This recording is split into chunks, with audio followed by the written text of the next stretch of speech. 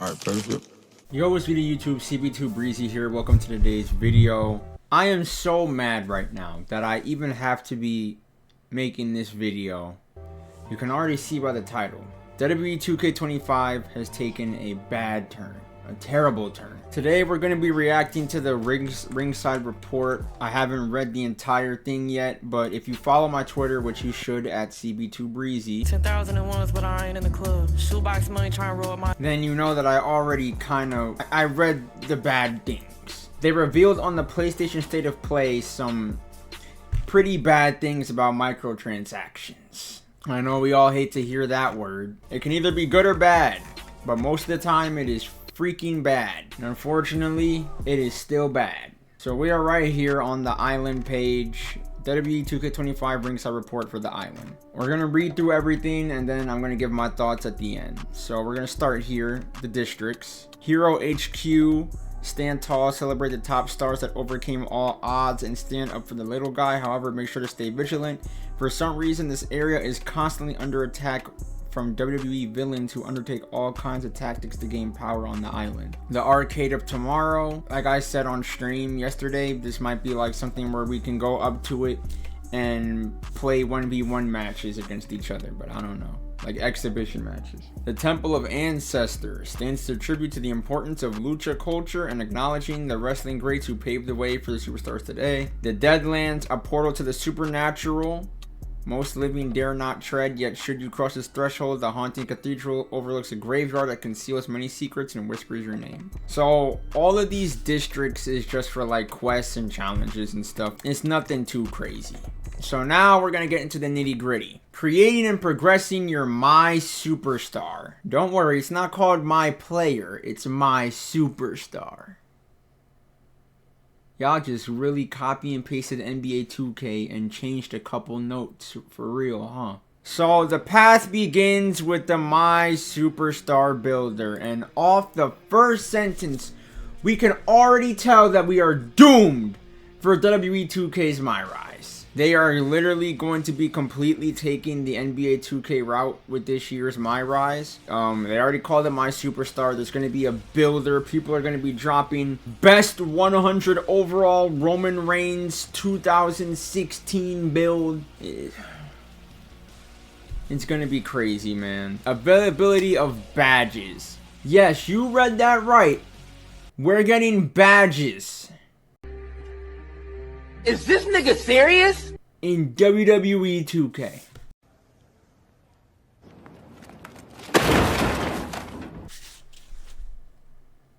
Who asked for this? Yeah, badges. Through gameplay, unlock badges that enhance your wrestler's abilities, providing a boost to both stats and performance. And then there's a rank system, whatever. You'll be able to earn rewards as you fight your way to the top to reach level 50. VC can be used to increase your attributes individually, which also unlocks badge points. It's sort of disappointing. And then the last sentence is just talking about gear.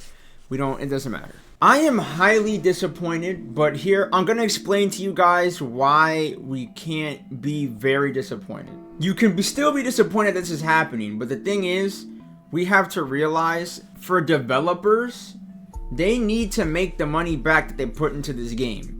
That's why these My Careers are always so greedy in NBA 2K and WWE2K. Because when they go above and beyond in the game to actually give us a great product, in exchange of that, we have to now no longer have the fun that we used to have grinding. You know, you grind My Faction and it's like you have to pay for packs. Alright, I mean, you don't have to. You could just grind Faction Wars, all those other modes. You could still... If you casually play My Faction, you don't have to spend any money.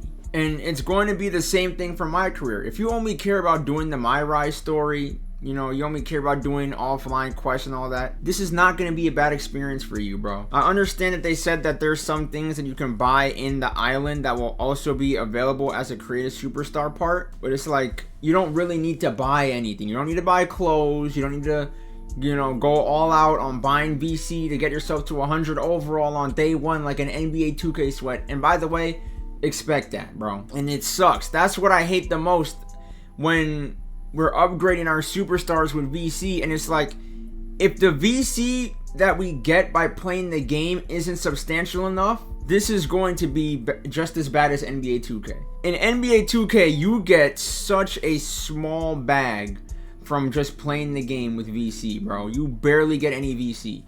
I am hoping that with WWE2K, they're actually going to give us more VC for playing the game. You got $36,000 jackets. That's insane. $12,000 Yeet sleeve, bro. Some of these prices for these items are ridiculous, bro.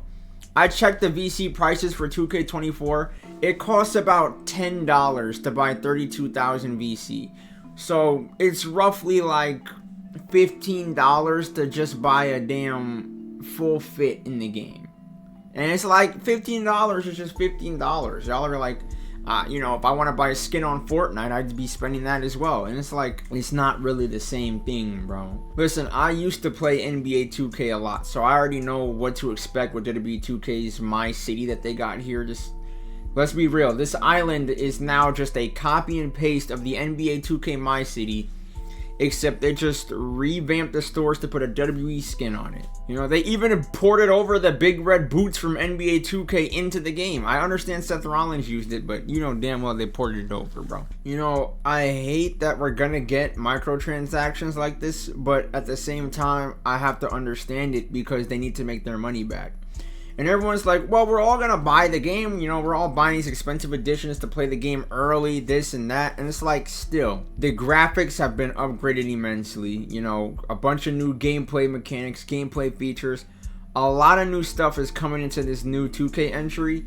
So yeah, if we want to continue to get quality like this, they're gonna keep getting greedier with the microtransactions, bro. And it's just something we're gonna have to deal with. Because at the end of the day, these big companies, they're not going to put down the prices and they're not going to make it any less greedier. They need to make their money back and they're going to do it in any way possible. It sucks, but that's reality. And that's why I'm mad and I'm disappointed, but at the same time, I understand why it's happening. So I'm not going to let it affect me that bad. That's my opinion on the microtransactions with WWE2K25.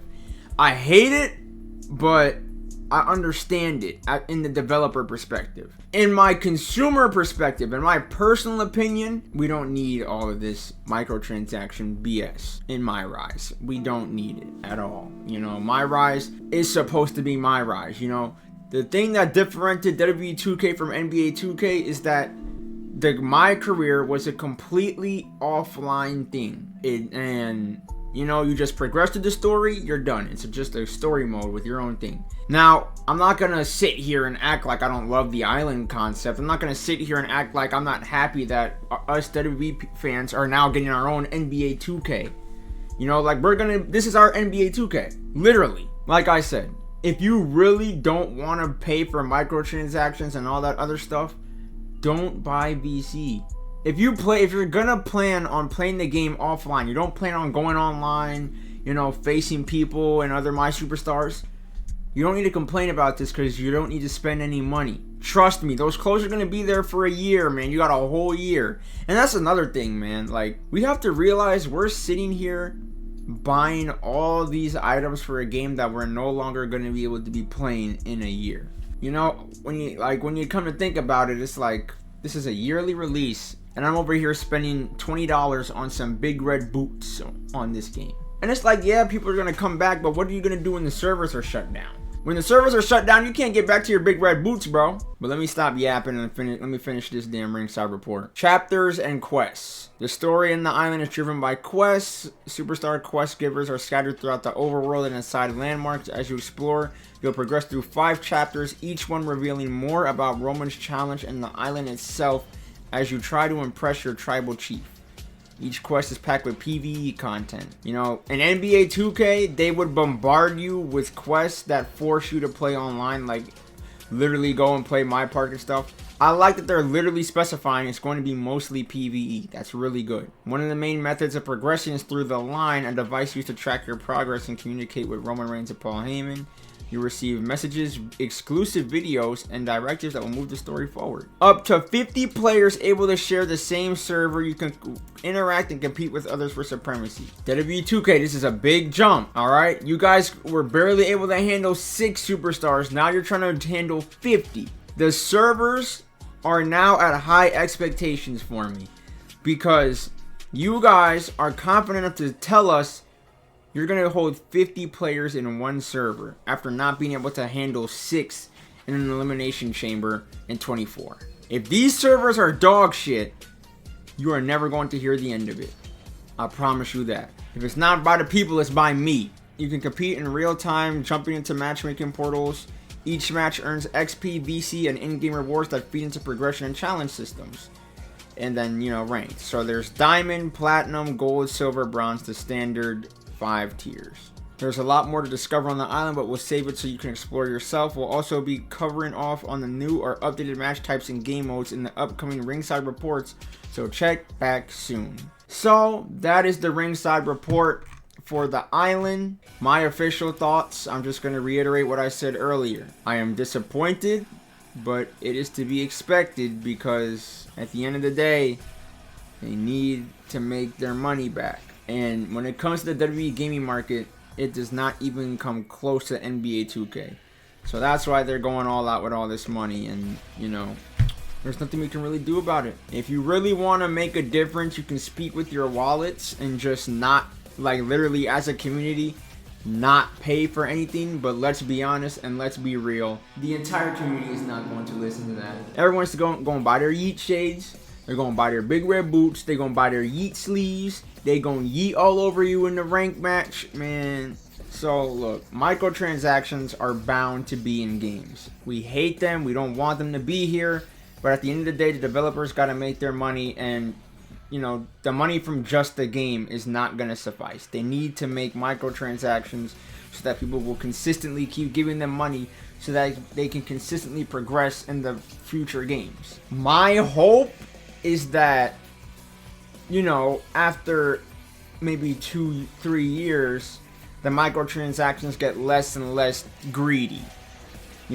All that I'm hoping for is that there is a good, consistent, and large amount of VC being given out for playing the game. Let me know what you guys think about the microtransactions and the entire Ringside Report in the comments down below. That's all from me today. If you enjoyed this video, go ahead and leave a like on it, subscribe to the channel if you're new, and I'm gonna catch you on the next episode, man. Next video, I should say. Peace.